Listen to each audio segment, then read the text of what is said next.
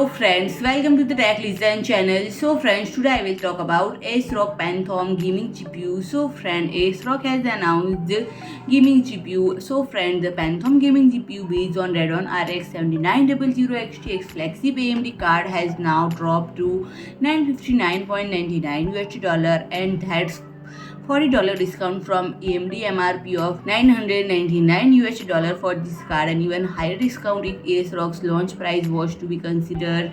And friend, it has been limited availability of reference model and the custom design were even more scarce, and pricing was almost certainly much higher than $999. And as we even further fourth month of 2021 things start to look better. And friend, it is a triple fan design equipped with three 8-pin power connector, and this is a factory overclock model up to 2615 MHz out of the box. And ASRock did not send out too many samples of this card for review, but the main drawback that was mentioned was the price. And what's the issue out of the equation? So friend, if you like my video, please do like, share and comment, and don't forget to subscribe my channel and press the bell icon.